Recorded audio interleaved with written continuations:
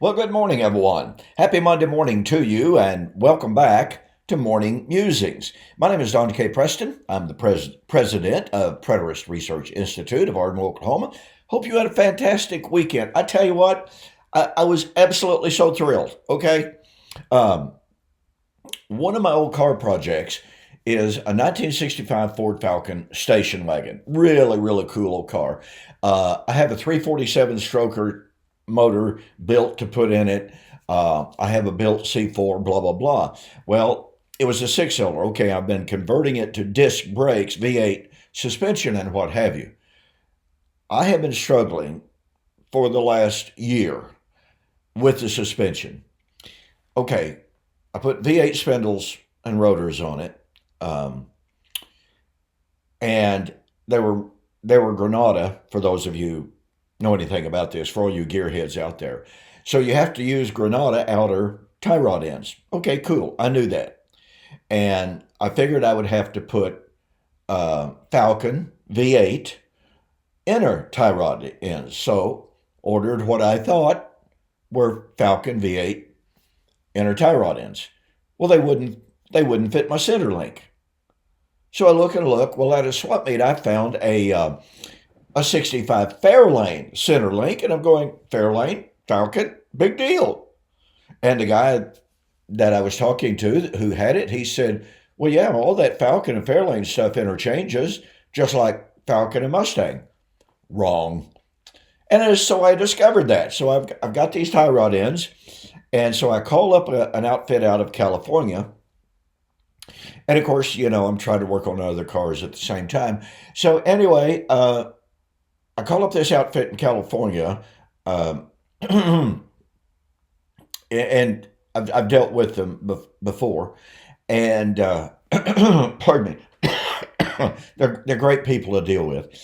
And in fact, the owner races a 65 Falcon wagon.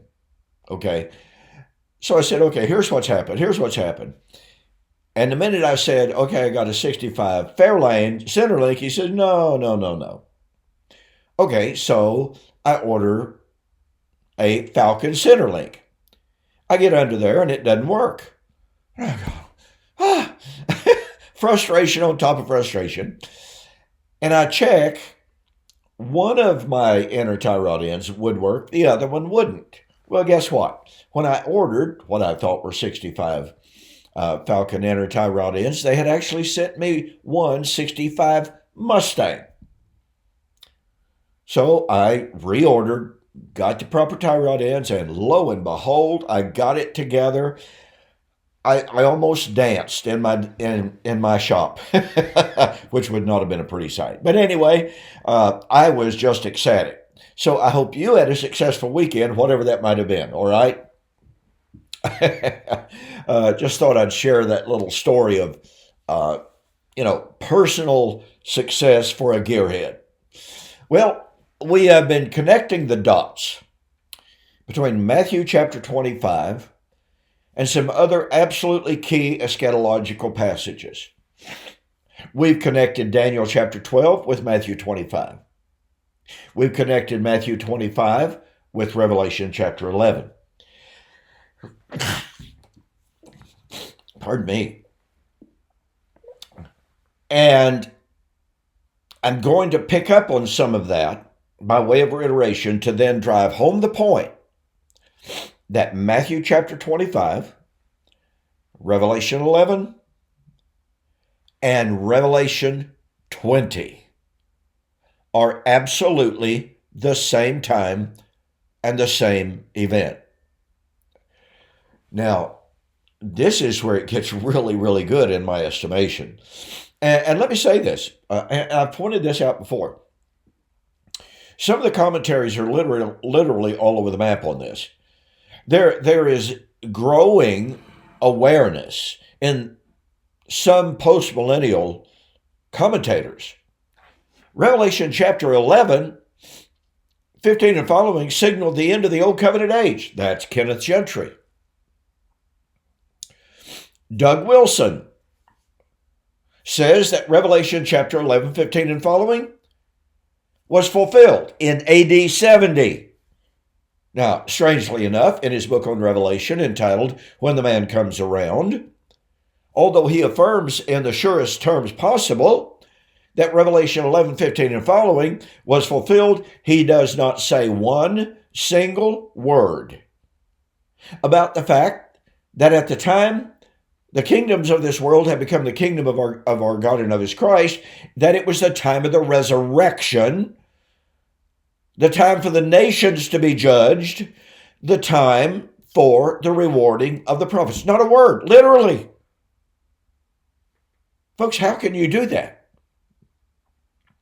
Well, the reason and the way that you can do that is because you see a train coming on the tracks with its lights flashing and its horn blaring.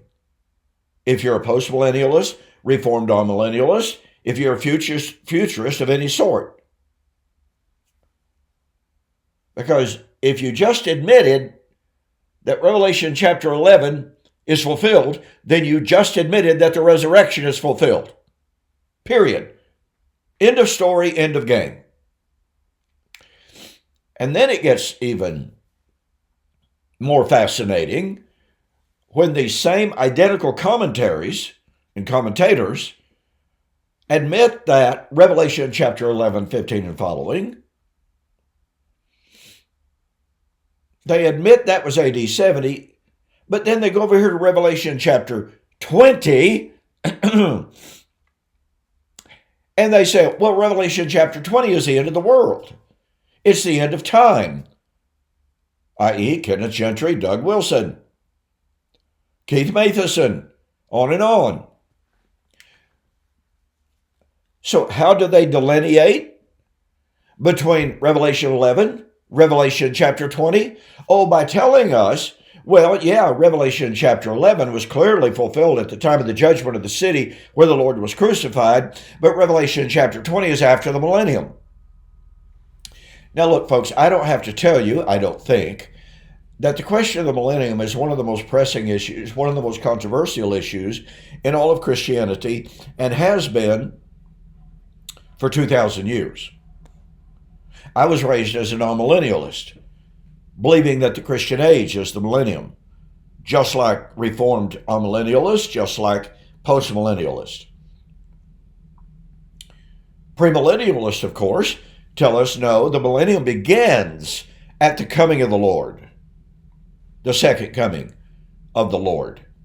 So we're not in the millennium by any stretch of the imagination.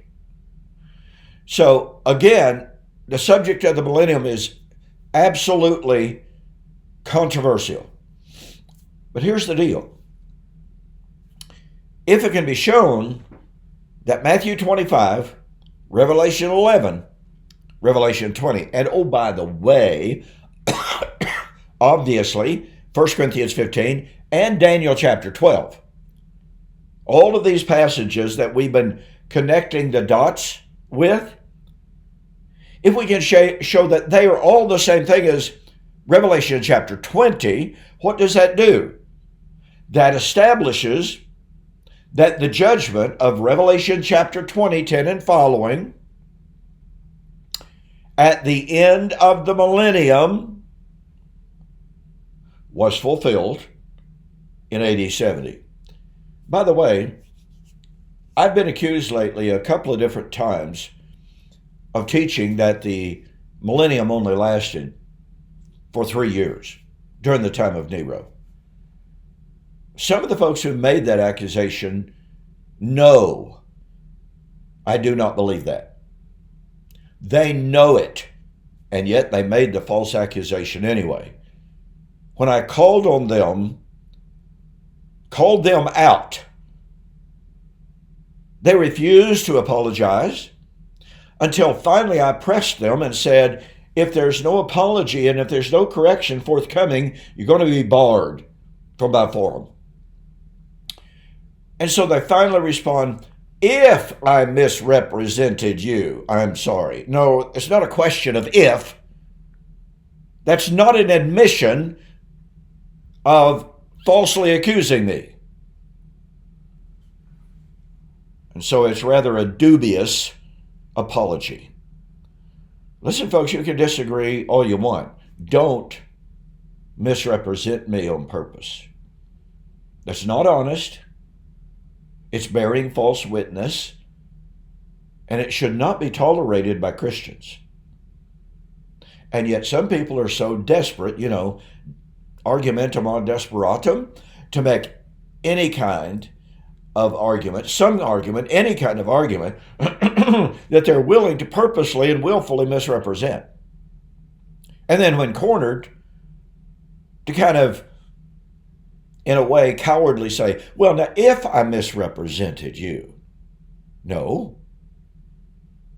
That's not an admission that you knew you misrepresented.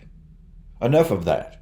Okay, so let's look at this, Revelation chapter 20, and let's go back to where we began our connecting of the dots, and that's Daniel chapter 12.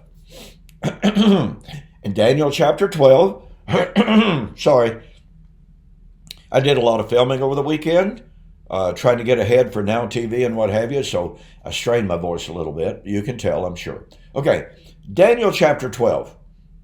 What do we find? We have the time of the Great Tribulation.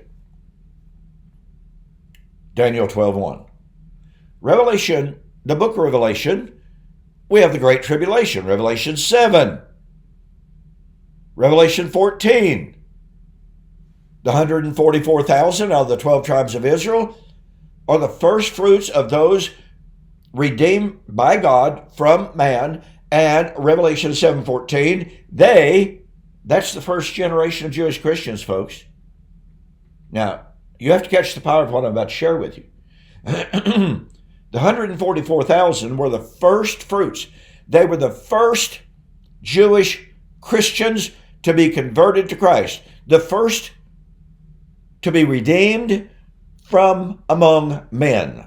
But the 144,000 came out of the Great Tribulation, Revelation 7:14. Therefore, the Great Tribulation took place in the first century, the time of the first fruits.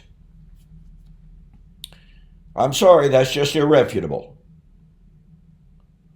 So you have the Great Tribulation, which means, of course, you have the abomination of desolation, which is found in Revelation as well, because you can't have the Great Tribulation without the abomination of desolation.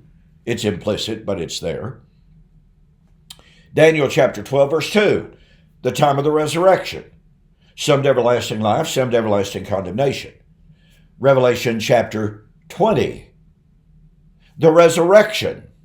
Those in the sea, those in the land. And some people like to say, oh, this is nothing but the wicked, therefore it can't be Daniel chapter 12.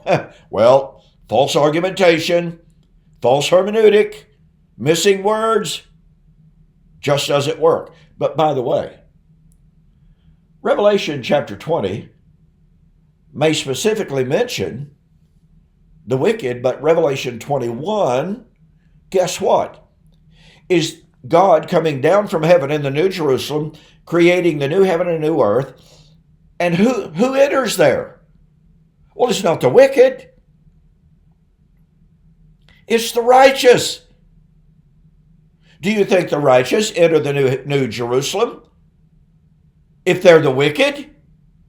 Pretty clearly not. So Revelation chapter 20 truly is the judgment of the righteous and the unrighteous. It's the resurrection of Daniel chapter 12, verse 2, the resurrection to eternal life or to eternal condemnation. Revelation 20, 10, 11, admittedly focuses on the wicked. Why? Because it's a victory scene over the wicked who've been persecuting God's saints. Okay, so here's Daniel chapter 12. It's also the entrance into the kingdom, which, oh, by the way, is the new heaven and new earth. It's the new Jerusalem. So Daniel chapter 12 and Revelation chapter 20 are in fact directly parallel, predictive of the same time and the same event. But guess what?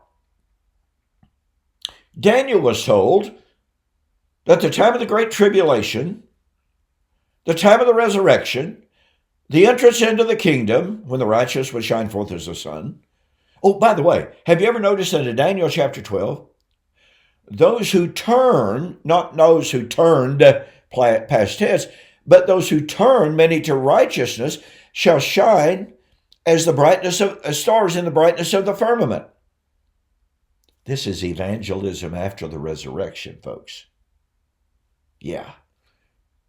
Anyway, so you have Daniel chapter 12, abomination of desolation, great tribulation, thus abomination, resurrection, entrance into the kingdom, evangelism after the end. What do we find in Revelation? Revelation chapter 20. Resurrection. Resurrection of the just and the unjust, because the unjust are sent off into the lake. The just inherit eternal life. That is, they enter the kingdom.